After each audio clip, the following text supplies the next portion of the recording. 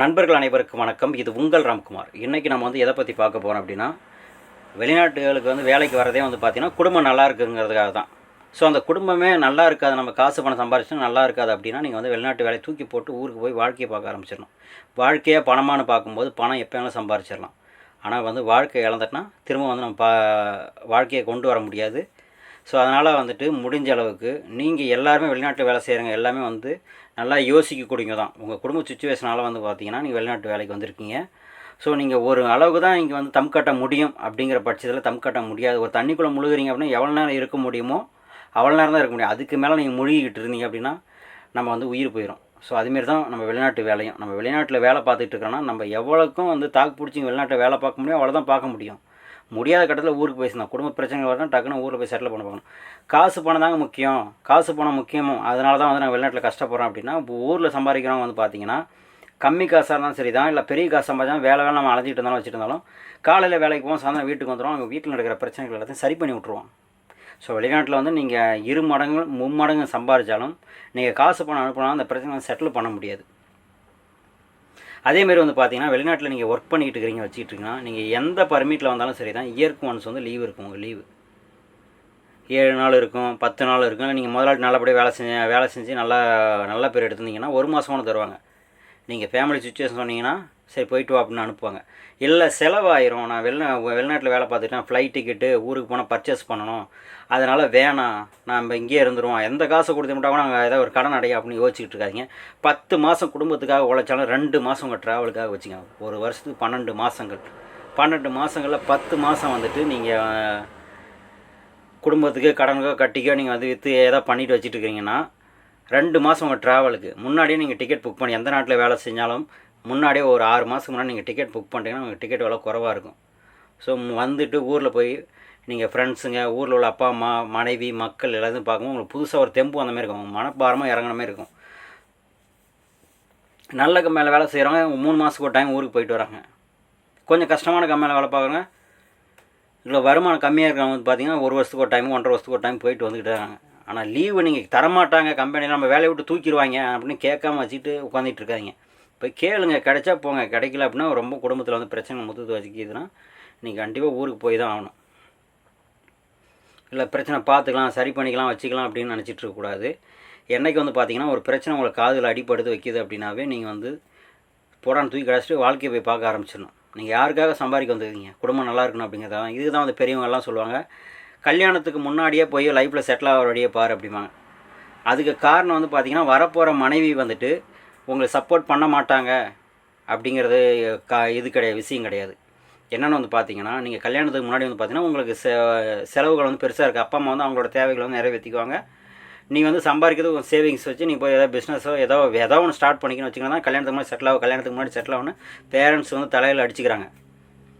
ஒரு பொண்ணு பார்க்க போனால் நான் எப்படி போய் பார்க்க போகிறது, வைக்க போகிறது, நீ இது முன்னாடியே செட்டில் ஆக வைங்க. காரணம் பார்த்தீங்கன்னா உங்களுக்கு கல்யாணம் ஆயிடுச்சு அப்படின்னா அப்பா அம்மாவை நீங்கள் பார்க்கணும், மனைவியும் பார்க்கணும், உனக்கு பிறக்கிற குழந்தைங்களும் பார்க்கணும். நீங்கள் அப்பா அம்மா கை அண்டரில் இருக்கும்போது நீங்கள் எதாவது முன்னேறிக்கிட்டால் முன்னேறினது.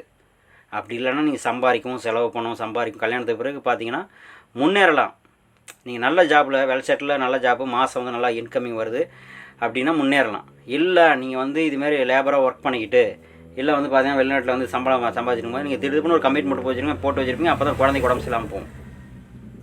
திடீர்னு ஒன்று பண்ணி வைப்பாங்க சொந்தக்காரங்க. இப்போ அப்பா அம்மா அண்டரில் இருக்கும்போது ஒரு நல்ல காரியங்கள் எல்லாமே பார்த்தீங்கன்னா அவங்க பார்த்துக்கோங்க, வச்சுக்கோங்க. நீ மேரேஜ் ஆகும்போது பார்த்தீங்கன்னா இந்தாண்ட அப்பா அம்மா சைடில் ஏதோ சொந்தக்காரங்க விசேஷம் வச்சாலும் அதுக்கு செய்முறை செய்யணும்.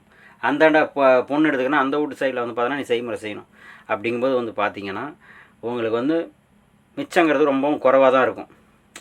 கல்யாணத்துக்கு முன்னாடி நீங்கள் ஒரு ஃபார் எக்ஸாம்பிள் 1 லட்ச ரூபா சம்பளம் வாங்குறீங்க அப்படின்னா உங்களுக்கு 1 லட்ச ரூபாய் சேவ் தான். நீங்கள் வீண் செலவு பண்ணாமல் இருந்தால்.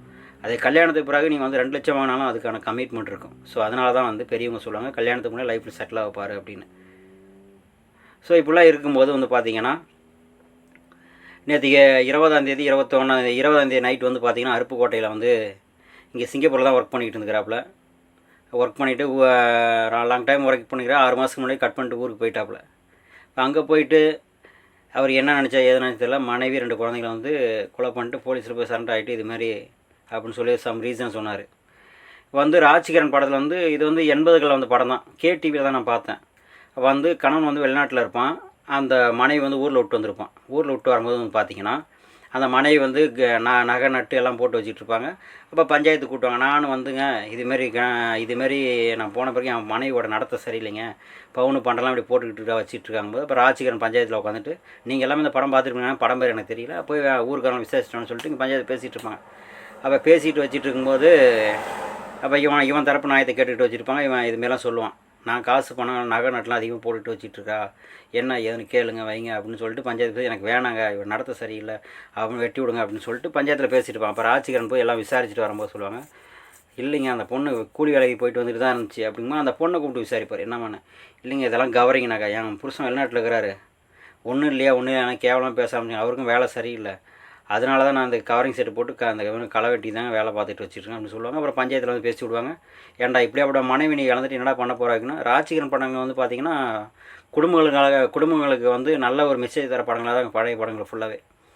இந்த கேடிவியில் ராஜ்கிரண் படங்கள் பார்த்தாவே அந்த வெற்றி கொடுக்கட்டு படங்கள் கூட அங்கே தான் பார்த்தேன். ஸோ வந்துட்டு இப்படி தான் வந்து ஒரு விஷயங்கள் வந்து ஒருத்தவங்க ஒன்று சொல்கிறாங்கன்னு நீ முன்னேற போகிற அப்படின்னா உன் குடும்பத்தில் குழப்பங்களை விளைவிப்பாங்க, இல்லை அது இது நடக்க தான் செய்யும். அதை நீ தான் வந்து பிரச்சனைகளை சரி பண்ணி போகணும். அதுக்கு போய் அவங்கள வந்து அவங்க இந்த உலகத்தில் இல்லாமல் பண்ணுறது வைக்கிறது ரொம்ப தவறான விஷயம். இல்லை உனக்கு பிடிக்கலையா அவங்களோட விலகிடணும். சரி அவங்க தான் தவறு பண்ணாங்க, நீங்கள் எதாவது பண்ணிட்டேன், 2 குழந்தைங்க என்ன பண்ணுச்சு, 10 வயசு குழந்தை 7 வயசு குழந்தை. ஸோ அதனால் வந்து கோவத்தில் எந்த விஷயங்களும் எடுக்காதீங்க. வெளிநாட்டில் வேலை செய்கிறவங்க உங்களுக்கு லைஃப் முக்கியம். இதுக்கு மேலே அவரும் சந்தோஷமாக வாழ முடியாது.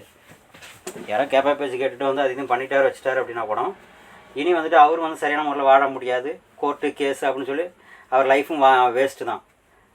இவருக்காக என்ன வாழ்க்கை இருக்குது? வெளிநாட்டில் வந்து இவ்வளோ நாள் கஷ்டப்பட்டு அவருக்கு என்ன வாழ்க்கை இருக்குது? அதுக்கு தான் சொல்கிறேன், உங்கள் வெளிநாடுகளில் வந்து நல்லா ஜாபில் இருக்கீங்களா, கொஞ்சம் காசு சேமிச்சுட்டு போய் ஊரில் சிறு வருமானமாக இருந்தாலும் சிறுகு கட்டி பெருக வாழணும்னு சொல்லுவாங்க. மீது குடும்பத்தோட சந்தோஷம் வாழ்கிற வழியை பாருங்கள். இல்லையா உங்கள் மனைவியிட்ட பேசுங்க, இவ்வளோ தான் பிரச்சனை, இப்படிலாம் இருக்குது, கொஞ்சம் இருங்க வைங்க அப்படின்னு. என்றைக்கு வந்து சொல்கிறேங்க, நீங்கள் நல்லா வாழ்கிறீங்க அப்படின்னா அதில் கெடுக்கிறதுக்கு 4 பேர் 5 பேர் வரதான் செய்வாங்க.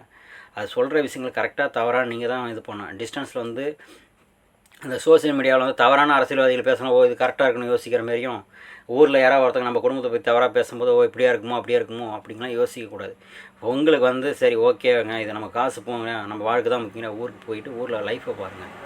அதை விட்டுக்கிட்டு இங்கே வெளிநாட்டிலே இருந்துக்கிட்டு வச்சுக்கிட்டு டெய்லியும் ஃபோனில் சண்டை போடுறது, சனி ஞாயிறான இங்கே சோசியலிசம் பண்ணிக்கிட்டு வந்துட்டு நீங்கள் போதைக்கு வந்து வீட்டில் ஊருக்காவா அப்படின்னு. உனக்கு எவ்வளோ கஷ்டங்கள் இங்கே வெளிநாட்டில் கஷ்டப்படுறே அதேமாதிரி ஒரு பொண்ணு வந்துட்டு அந்த ஊரில் வந்துட்டு சர்வே பண்ணுறதும் கஷ்டம். ஸோ அதெல்லாம் புரிஞ்சுக்கிட்டு வச்சுக்கிட்டு நீங்கள் வந்து கரெக்டாக ஊர்லலாம் முன்னேறி வச்சுட்டு இருக்காங்க. கணவன் மனைவி ஒற்றுமையாக இருந்தால் தான், அப்பா அம்மா எல்லாம் ஒற்றுமையாக இருந்தால் தான் ஒரு குடும்பம் முன்னேறுமா தவிர இல்லைன்னா முன்னேறாது. ஸோ இதெல்லாம் மனசில் வச்சுக்கிட்டு நீங்கள் வந்துட்டு வாழ்க்கையில் வந்துட்டு வெளிநாட்டு வேலைங்கிறது ரொம்ப முக்கியம்தான். ஊரில் வந்து வேலை வாய்ப்பு இல்லை, அதனால் வெளிநாட்டு வேலைக்கு வந்துக்கிறீங்க. ஆனால் அதுக்கு தகுந்த மாதிரி சிக்கனமாக இருந்துட்டு குடும்பத்தை போய் பார்க்குற வழியை பாருங்கள். அதை விட்டுட்டு இங்கே வந்துக்கிட்டு தேவையில்லாமல் செலவு பண்ணிக்கிட்டு வீட்டில் சண்டை பிடிச்சிட்டு வச்சுட்டு அப்புறம் வீட்டில் போயிட்டு இதுமாதிரி தவறான விஷயங்கள் பண்ணாதீங்க. என்றைக்கும் வந்து பார்த்தீங்கன்னா உங்களை வந்து நம்பி தான் உங்கள் குடும்பம் இருக்குது, அதை நீங்கள் கரெக்டாக நினச்சிங்க. அதேமாதிரி உங்கள் வீட்டுக்கு நீங்கள் நம்பிக்கை தர விதத்தில் பேசணும். தண்ணியை போட்டோமா பேசணுமா வச்சிரமான டாட் தஞ்சாவூர் அப்படின்னு சொல்லிக்கிட்டு எல்லாத்தையும் கத்தி விட்டுக்கிட்டு வச்சுக்கிட்டு பேசினாலும் சண்டை பிடிச்சாலும் அடுத்த செகண்டில் என்ன எதுன்னு அதுக்கான சொல்யூஷன்ஸ் ரெடி பண்ண பார்க்கணும். அதை விட்டு நீங்கள் சண்டை மட்டும் பிடிச்சிட்டு வச்சுட்டு அங்கே போயிட்டு நீ அதை அப்படி இதை அப்படின்னு சொல்லி சும்மா நோண்டிட்டு வச்சுட்டு இருக்கக்கூடாது. புரியுதுங்களா? சொல்லணும், ஏமா இதுமாதிரி உங்களுக்காக தான் சம்பாதிக்க வந்திருக்கேன், நம்ம குடும்பத்துக்காக தான் சம்பாதிக்க வந்துடும், அதனால் வந்து முடிஞ்ச அளவுக்கு வந்துட்டு இருமா அந்த இது வந்து முடிச்சுட்டு வந்தால் ஒரு ஏதோ இந்த கடன் உள்ள முடிச்சுட்டு வந்தால் நம்ம நிம்மதியாக வாழலாம். இல்லை வா 2 பேர் நம்ம வேலைக்கு போவோம் அப்படின்னு சொல்லி ஊரில் போய் ஒத்துமையாக இருந்து இப்போ வாழ பாருங்கள். ஒரு வாழ்க்கை இழந்தால் தான் ஒரு பணத்தை சம்பாதிக்கணும்னா அதுக்கு நீங்கள் பணம் சம்பாதிச்சும் அது நோ யூஸ் தான். ஸோ முடிஞ்ச அளவுக்கு வந்து பார்த்திங்கன்னா வெளிநாட்டில் வேலை செய்கிற சகோதரர்கள் வந்து பார்த்திங்கன்னா லாங் டைம் எடுத்துக்காதீங்க. முடிஞ்ச அளவுக்கு குயிக்காக ஊரில் செட்டில் ஆகிற வழியை பாருங்கள். செலவு பண்ண வந்து நீங்கள் 10 ரூபா செலவு சம்பாதிக்கிறீங்க அப்படின்னா 100 ரூபா செலவு பண்ணால் கண்டிப்பாக முன்னேற முடியாது. நீங்கள் 100 ரூபா சம்பாதிக்கணும்னா 1 ரூபா செலவு பண்ணுற மாதிரி தான் நீங்கள் உங்கள் லைஃப் ஸ்டைலை மாற்றிக்கணும் நீங்கள் முன்னேற வரைக்கும். இங்கே வெளிநாட்டில் வேலை செய்கிறவங்களும் வந்து பார்த்திங்கன்னா கோடீஸ்வரம் செலவு பண்ணுறதோட வந்து அவங்க குடும்பங்கள் வந்து ஊரில் வந்து பயங்கர செலவு பண்ணிகிட்டு இருக்காங்க. அதனால தான் நீங்கள் செலவு பண்ணணும் போயிட்டுருக்கு. குடும்பங்களில் வந்து பொருளாதாரம் குறைஞ்சாவே சண்டை சச்சரவு அதிகமாக தான் ஆரம்பிக்கும். ஸோ இதெல்லாம் நீங்கள் தான் வந்துட்டு கவனத்தில் எடுத்துக்கிட்டு வந்து லைஃப்பை பார்க்க ஆரம்பிக்கணும். ஒரு பிளானிங் இருக்கணும். இது வந்து கவர்மெண்ட் வேலையே கிடையாது. ரிட்டைர்மெண்ட் ஆனால் உங்களுக்கு வந்து பென்ஷன் வரும் போகணும். உங்கள் உடம்புல தெம்பு இருக்கிறீங்கன்னா வெளிநாட்டில் நீங்கள் வந்து வேலை பார்க்க முடியும். தெம்பு குறைஞ்சினா அவன் ரினியூவல் தரமாட்டான், ஒன்றும் தரமாட்டான், ஊரை பக்கம் போடான்ட்டுருவான். இல்லை கம்ப்ளைண்ட் எவனா உன் மேலே போகிறான் பட்டு எவனா 10 கம்ப்ளைண்ட் 20 கம்ப்ளைண்ட் அடித்தான் உன் மேலே இவ்வளோ பிரச்சனை நீ ஊருக்கு போனான்னா அதுங்க அப்படியே அனுப்பி விட்ருவாங்க. அதனால் வந்துட்டு என்றைக்கும் வந்து உங்கள் கூட வந்து வேலைகள் வந்து கூட நிற்காது, உங்கள் குடும்பம் தான் நிற்கும். குடும்பத்தோட நல்லா பேசி வச்சு யாருமே இந்த உலகத்தில் வந்து பேசுனா ஒரு பெண்ணு நினச்சினா இந்த உலகத்தில் வந்து எதனாலும் மாற்ற முடியும். ஸோ அவங்களுக்கு ஒரு ஆண் வந்து நம்பிக்கை கொடுக்கணும். அந்த நம்பிக்கை நீங்கள் கொடுத்தீங்க அப்படின்னா அந்த பெண் வந்துட்டு உங்களுக்காக வந்து எதையும் செய்ய தயாராக இருப்பாங்க. ஸோ அதனால் நம்ம புருஷன் நமக்காக தான் கஷ்டப்படுறாரு, நமக்கு தான் வைக்கிறாங்க அப்படின்னு சொல்லிட்டு அவங்க காத்துக்கிட்டு இருப்பாங்க. புரியுதுங்களா? அதை விட்டுட்டு நீ வந்து தேவையில்லாமல் அவங்க அதை சொன்னாங்க, இவங்க இது சொன்னாங்க, இதை சொல்கிறாங்க, அதை சொல்கிறாங்கன்னு பிடிச்சி நோண்டிக்கிட்டு வச்சுட்டு சண்டை போடுறியா, இதெல்லாம் பண்ணக்கூடாது. கரெக்டாக சரியா? நம்ம வந்து சம்பாதிக்க உனக்கு தான் கஷ்டப்பட்டுங்க, பிள்ளைங்க ஸ்கூல் சேர்க்கணுமா இல்லையா அப்படின்னு எல்லாம் சொல்லி கிள்ளி விட்டு கரெக்டாக அவங்களுக்கு என்ன பண்ணணும் பண்ணிக்கிட்டு வச்சுக்கிட்டு இருங்க. அதேமாதிரி வருஷம் வந்து லீவ் இருக்குது உங்களுக்காக, லீவை வந்து மிஸ் பண்ணாதீங்க. கல்யாணம் ஆகாத யங்ஸ்டருங்க வந்து 2 வருஷம் 3 வருஷம் இருந்துக்கிறாங்கன்னா இப்போ ஒன்றும் பிரச்சனை இல்லை. ஆனால் மேரேஜ் பண்ண வந்து கட்டாயம் வந்துட்டு லீவில் போயிட்டு வந்தாங்க. எல்லா நாட்டிலையும் இப்போ துபாயெலாம் இருக்காங்க, கேரளாக்காரங்க வந்து வந்துட்டு போவாங்க. நம்ம தமிழ்நாட்டுக்காரங்க வரமாட்டாங்க. அது கேரளாக்காரங்க சொல்லுவாங்க அவங்க காசு பணத்துக்கு பயந்துட்டு வரமாட்டாங்க, போக மாட்டேறாங்க. முடிஞ்ச அளவுக்கு எந்த நாட்டில் வேலை பார்த்தாலும் உங்களுக்கு குடும்பம் இருக்குன்னா கண்டிப்பாக வந்து சேருங்க. நான் தான் சொல்கிறேன், 10 மாதம் குடும்பத்துக்காக சம்பாதிச்சா 2 மாதம் சம்பளம் உங்களுக்கு ஒதுக்கி வச்சுட்டு வந்துட்டு போங்க. 2 மாதம் சம்பளத்தால் நீங்கள் தான் திரும்ப போய் கஷ்டப்பட்டு இது சம்பாதிக்க போகிறீங்க. நீங்கள் சந்தோஷமாக இருந்தீங்கன்னா எவ்வளோ நாளும் சம்பாதிப்பீங்க. உங்கள் குடும்பம் உங்களுக்கு நம்பிக்கை தரும். நீங்கள் அங்கேயே கடந்துட்டீங்க வச்சிட்டிங்க அப்படின்னா நல்லது கெட்டது எதுவும் பார்க்க முடியாது, வைக்க முடியாமல் நீங்கள் வந்துட்டு போனீங்கன்னா உங்களோட நிலைமையாக உங்களுக்கு புரியும். இதே வெளிநாட்டில் எல்லாம் ஊரில் சொல்லுங்கள் அவன் ராஜ வாழ்க்கை வரலாம், அங்கேயே போய் 4 வருஷம் 5 வருஷம் அங்கேயே கல்யாணம் பண்ணிக்கிட்ட வச்சுட்டான் அப்படி இப்படின்னு சொல்லிட்டு இருப்பாங்க. இங்கெல்லாம் வந்து வெளிநாட்டு பொறுத்தளவுக்கு ஒரு வேலைங்கிறது வந்து பார்த்தீங்கன்னா மக்கள் லேபராக வந்துட்டோம் அப்படின்னா மக்கள் நடமாட்டம் இல்லாத ஒரு ஒதுக்குப்புறத்தை தான் தூக்கிட்டு போய் போடுவாங்க ஒரு ஹாஸ்டலில். அதில் வந்து 10-15 ஒரு ஆம்பளை பசங்க தான் வந்து எல்லாம் வேலை பார்ப்பாங்க. ஏதாவது கடையில் சூப்பர் மார்க்கெட் எதாவது ஒரு கடையில் வந்து காலையில் 8 மணிலேருந்து 5 மணிக்கு ஒரு பென் ஸ்டாப் போட்டு வச்சுருப்பாங்க. அவ்வளோதானே தவிர மற்றபடி வந்துட்டு இங்கே வந்து விமன்ஸுக்கிட்ட பேசுகிற மாதிரியே வைக்கிற மாதிரியே எந்த நாட்டிலையும் வந்து கிடையவே கிடையாது. சும்மா வந்து அடிச்சு விடுறது நம்மளை பெருமை பேசிட்டு வைக்கணும். உங்கள் என்ன சொல்கிறது, வாய்ச்சொல் தலைக்கு கேடும்பாங்க. தேவையில்லாமல் அது இதையும் அப்படி இப்படின்னு சொல்லிட்டு இருக்காங்க. நடக்கிற உண்மையை சொல்லுங்கள், குடும்பத்தை நீங்கள் கஷ்டப்படுறத சொல்லுங்கள். அப்போ தான் குடும்பங்கள் வந்து உங்களுக்கு பின்னாடி நிற்கும். இல்லை நீங்கள் வந்து அல்ட்ரா பேசிட்டு அப்படி இப்படின்னு சொல்லி பேசிட்டு வச்சுட்டு தான் உங்கள் குடும்பம் நாசமாயிரும். அவங்க அப்படிலாம் ஜாலியாக என்ஜாய் பண்ணி சுற்றிட்டு வச்சுட்டு இருக்காங்க போலக்கு. ஏன் நம்ம இப்படி இருக்கக்கூடாது, போகக்கூடாது, வரக்கூடாதுன்னு இது பண்ணிவிட்டோம். அதேமாதிரி கஷ்டப்படுறேங்க, இவ்வளோ கஷ்டப்படுறோம். 24 மணி நேரத்தில் 16 மணி நேரம் வேலை பார்க்குறான், 12 மணி நேரம் வேலை பார்க்குறான், 14 மணி நேரம் வேலை பார்க்குறதுல உங்களுக்காக தான் அப்படின்னு மனம் திறந்து பேசுங்க. யாரோ ஒருத்தவங்கள்ட்ட வந்து அம்மா அப்பா அப்படின்னு பேசிக்கிட்டு வச்சுக்கிட்டு முகம் தெரியாமட்ட வந்து அப்படி இனிக்க பேசுகிறது, குடும்பத்துக்காரன்ட்ட சீறி பேசுகிறது. நல்லா தெரிஞ்சுக்கங்க, உறவுங்கிறது வந்து பார்த்திங்கன்னா ஒரு உறவுக்காக தான் அவங்க வீட்டில் குடும்பத்தில் உள்ள அக்கா தங்கச்சி கட்டி கொடுக்கணும், அப்பா அம்மாவை நல்லபடியாக பார்த்துக்கணும், மனைவி நல்லபடியாக பார்த்துக்கணும். ஒரு ஆண் மகன் வந்துட்டு வெளிநாட்டில் கஷ்டப்படுறான். அதேமாரி தான் கணவன் முன்னேறணும், தன்னோட குடும்பம் முன்னேறணும், நம்ம பிள்ளைங்க நல்லா இருக்குன்னு சொல்லிட்டு மனைவி எங்கள் ஊரில் வந்து எல்லா விஷயங்களும் சேக்ரிஃபைஸ் பண்ணிகிட்டு இருக்காங்க. ஸோ நீங்கள் வந்துட்டு கரெக்டாக பேசி வச்சுக்கிட்டு தான் எந்த பிரச்சனையும் வராது. ஸோ இப்போ அவர் வந்து இதுமாரி பண்ணியிருக்கா பாருங்க, அவங்க சரியான புரிதல் இல்லாமல் தான் பண்ணிட்டாங்க. எல்லாமே அப்படி கிடையாதுங்க. தீர விசாரித்து பார்த்தா அதெல்லாம் அப்படி இருந்திருக்காது. ஏதோ கோவத்தில் ஆத்திரத்தில் ஏதோ பேச்சு கேட்டு எதுவும் உங்கள் வாழ்க்கையை ஸ்பாயில் பண்ணிக்காதீங்க. வெளிநாட்டு உலகம் வந்து முக்கியமாக உங்களோட நம்பிக்கை தான். நீங்கள் போங்க நான் பார்த்துக்கிறேன்னு சொல்லி ஒரு பெண் வந்து உங்களை அனுப்பி வச்சுருக்காங்க அப்படின்னா ஸோ அதுக்கு தகுந்த மாதிரி நீங்களே இங்கே வந்து நல்லா நம்பிக்கையாக சம்பாதிச்சுட்டு எந்த வகையில் சிக்கனமாக இருந்து ஊரில் போய் செட்டில் ஆகணும், செட்டில் ஆகிற வழியை பாருங்கள். அதை விட்டுட்டு இங்கே வந்துட்டோம் அந்த வேலை தான் நமக்கு அப்படின்னு சொல்லிட்டு வேலைன்னு கிடக்காதீங்க. ஒரு கம்பெனியில் வந்து நீங்கள் இல்லைன்னா இன்னொருத்தன் தூக்கி வச்சு வேலை பார்த்துட்டு போயிட்டே இருப்பான். உங்கள் குடும்பத்துக்காக நீங்கள் மட்டும்தான் இருக்கீங்க. நல்லா புரிஞ்சுக்கிங்க. வேலையை விட வந்து உங்கள் குடும்பம் தான் முக்கியம். நாளைக்கு இந்த வேலை நீங்கள் பார்த்துக்கிட்டே வச்சுன்னா வந்து உங்களை வந்து வயசான பிறகு வச்சுட்டுலாம் ஒன்றும் இருக்க மாட்டான். நீங்கள் வயசான காலத்தில் உங்கள் வீட்டில் தான் உங்களை சேவ் பண்ணி வச்சு பார்த்து எல்லாம் பார்த்துட்ருப்பாங்க. அதனால் உங்களுக்கு குடும்பம் தான் முக்கியம் அப்படிங்கிற நோக்கத்தோடு ஓடுங்க. பணம் எவ்வளோ முக்கியமோ அதை விட குடும்பம் தான் முக்கியம். ஸோ அதெல்லாம் புரிஞ்சு உங்களுக்கு தெரியாது ஒன்றும் கிடையாது. வெளிநாட்டில் வருவாங்க. இப்போ நான் பேசுகிறதோட உங்களுக்கு நிறைய விஷயங்கள் எல்லாம் தெரியும். ஸோ நீங்கள் உங்களுக்கு தெரிஞ்ச விஷயத்தில் அன்பு காட்டுங்க. அன்புக்காக தான் எல்லாம் ஏங்கிக்கிட்டு வச்சிட்ருக்கோம். வெளிநாட்டில் வந்து பார்த்திங்கன்னா குடும்பத்துக்காக தான் வந்து ஒவ்வொருத்தன் ஃபோன் பேச அழுகுறலாம் எவ்வளோ கஷ்டமாக இருக்குது தெரியுமா? ஸோ அந்தளவுக்கு வேதனைகள் தான் இருந்துக்கிட்டு இருக்காங்க குடும்பத்தை பிரிஞ்சு. அப்படி இருக்கும்போது ஏன் தேவையில்லாமல் அதிகம் பேசி வாக்குவாதம் பண்ணிகிட்டு இருக்கீங்க? உங்கள் குடும்பம் உங்கள் லைஃபு அடுத்தவங்க சொல்கிறது நம்பாதீங்க.